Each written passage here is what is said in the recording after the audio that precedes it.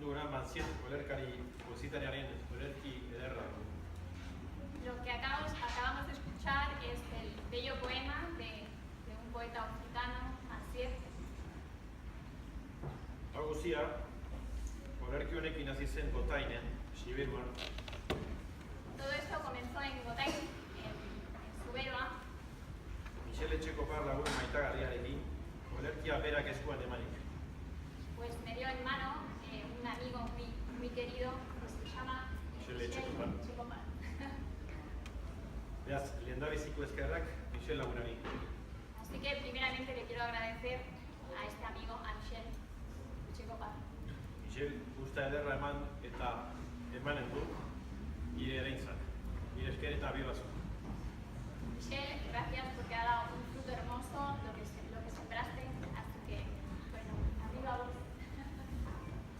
Beste alde batetik eskertu nahi nuke guztion lana, hau bidea da.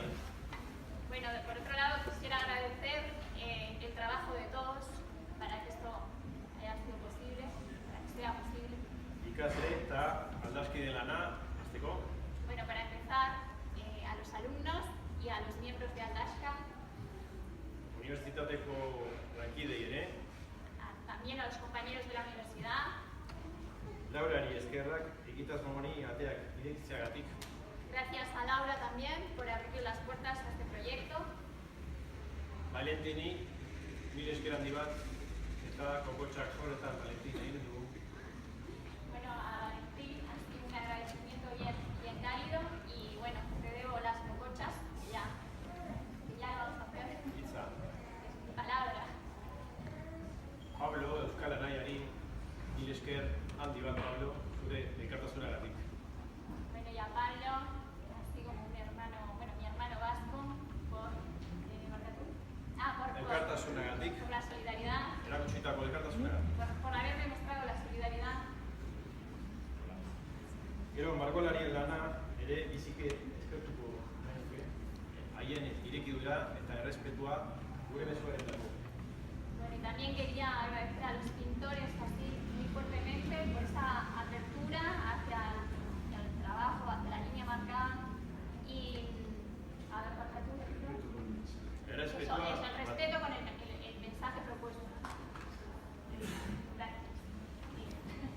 Eta bukatzeko gizon bat behar dugu gogora ekarri. Y bueno, y también para acabar tenemos que traer a la mente o recordar a un hombre Zeinak buruz buru Euskadiko gerla eta Gernika gertatutakoa kontatu ziguna. y nos contó así de primera mano lo que vivió en la guerra de Euskadi y en Guernica, Nola zamairu urtekin, como cuando tenía 13 años zebilen Bernadetik errefuxiatu Bilbon, estaba refugiado en Bilbao, él era alemán, eta bai, lubakiak egiten, eta haciendo, ia estukak eskura zituela. haciendo trincheras y los estucas estaban ahí nomás. Izun hau gabe hau hilitaike posible izan. Bueno, sin este hombre esto no hubiera sido posible, Mezu hori gabe, mezu personal hori gabe. sin ese mensaje personal. Beraz, eskerrik asko eta beti alde gizuna.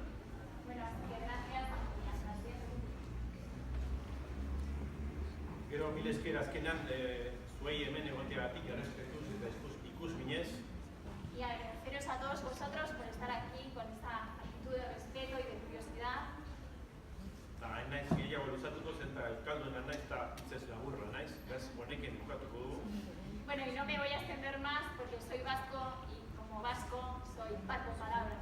Eta beraz, placer baduzue, honekin bukatuko dugu eta erakusketa ikustera konbentzitzen egiten. Bueno, y si tenéis el placer, con esto acabamos y os invito a ver la muestra. Gaizki ezanak barkatu.